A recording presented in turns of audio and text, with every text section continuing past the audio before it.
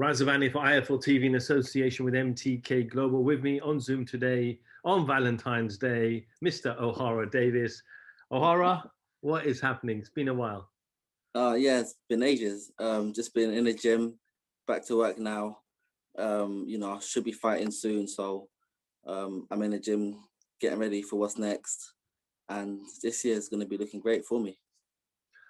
I was going to say, I think the last time I spoke to you was back in November, and we were quite positive that hopefully, crowds would start coming back. We had some good news. Anti-Joshua fought. We saw 1,000 people back, and we thought, boom, brilliant. Yeah. It's only going to get better. And then all of a sudden, 2021 starts in the worst possible way.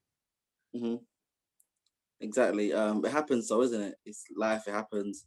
These past 12 months or so have been hard. It looked like COVID, it was about to go, and then bang, the cases shot right back up again. So, there's no fans there. But to be honest, it has affected boxing in a real negative way. But I prefer fighting when there's no crowds there. Like in my last fight, I fought that fight behind closed doors, and it was the best thing ever. It was the best thing ever. I can concentrate a lot more. But obviously, that only means that fighters get paid less because there's not enough money to hold these shows and to run all the shows. Small hall boxing right now is all done for the next few months until this thing's all cleared up. So it's affected boxing in a real negative way. But for me personally, I like fighting behind closed doors. You obviously won the Golden Contract final. You obviously got this lucrative deal now. What is kind of the next stage now? Are we still waiting for dates and opponents and where you're going to fight? I'm spending this next week. I've got meetings with MTK during this whole next week. So everything this week will be getting cleared up. I'll have a lot more insight as to what's happening and what's next. I know what's going on next. I know what's next, but I don't know what exactly is next. But I have I've got like a rough idea. So I know what it's going to be roughly, but I just have to meet MTK and get it all stamped out. And then we should be announcing something within the next week or two as to who I'm going to sign to, when I'm fighting next, and we'll just go from there. Well, we look forward to the news. Ohara, I'm going to jump in straight. Last night, Boxing Return Matchroom had a show with Josh Warrington back in action. I don't know where to start, whether should I start on the Kiko Martinez Zelfa Barrett fight or Josh Warrington fight. Let's start with the Zelfa Barrett Kiko Martinez. Two judges had that 118, 111. When you heard those scorecards, what was your immediate reaction? I was like, that is an absolute madness. 118, 111. Probably for Kiko Martinez, I thought he won the fight by 2 or 3 rounds. I like Zelfa Barrett. I'm good mates with him. He's a good guy, but,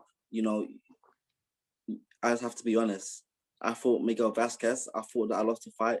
I'll come out and say, even though I got the win, I feel like I lost the fight. So, I just have to be honest. And I felt like Zelfa Barrett lost the fight by probably 2 or 3 rounds, and the judging and that judging doesn't do anyone justice.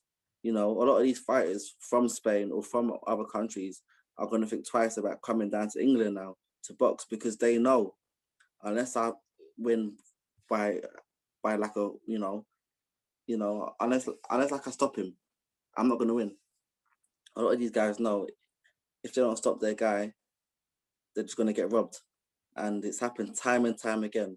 Look at Lewis Ritson when he fought Miguel Vasquez, the same thing. And something has to be done. Judges have to be held accountable for what they do.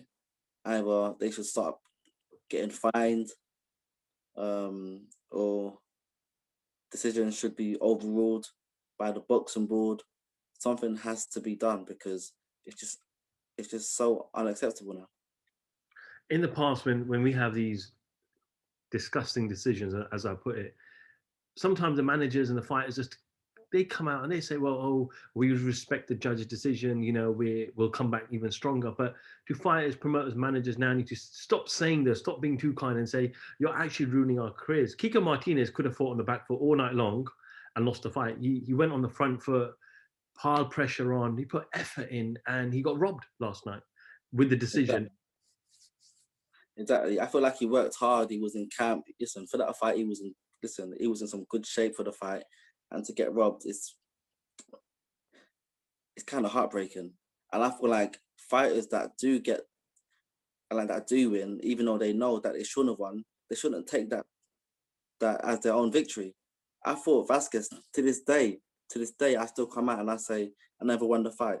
After the fight was done, I went up to him, I lifted his hand, and that's a fight I feel like I need to give him again. I need that. I mean, I need to give him that chance again. I need to fight him again, and I need to win properly because with that win, I'm not happy with it. But these guys winning fights when they know that they shouldn't have won, and they're still there trying to raise their hand, claiming that victory as if it's their own. Same thing that Lewis Ritson done. I'm like, it's madness. It's a madness. Fighters need to come out and say, I lost a fight. The other guy got robbed. Ain't no shame in that. And then fight them again. Give that rematch 100%. So if Barrett's going to fight him again, I believe so, next fight, that should happen. And Lewis Ritson, he should be fighting Miguel Vasquez again next fight. Obviously, we've got nothing negative to say about Zelfa Barrett. It was completely out of his control. This is totally on the judges. But should judges have to come out after and you know, I'm not saying they should sit with IFL TV and do an interview, but surely be able to justify why their scorecards were so wide to the mainstream media.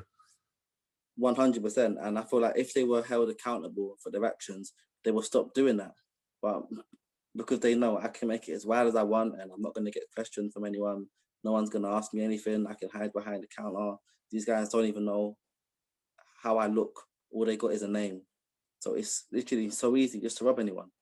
But if they were held accountable, if they had to come up on camera and explain why they made it so wide, it would be happening a lot less. And as your good friend Eddie Hearn said in the post-fight interview, that when decisions like this happen, then fighters in other countries don't want to come to the UK. We used to talk about going to Germany, going to America, and not getting a fair crack at the whip. But now fighters are looking at the UK and saying, well, I don't want to go to the UK. I saw many fighters tweet, Lou DeBella, a manager in boxing, tweeted, said, I'm not sending my fighters to the UK. Well, Eddie Hearn saying this, but all of these things is all happening on his shows. So Eddie Hearn saying about all these robberies are all happening on his shows.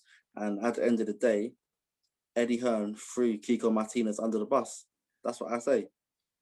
Eddie Hearn threw Kiko Martinez under the bus. The same way he threw Miguel Vasquez under the bus. Same way 3.5 years ago, he threw me under the bus.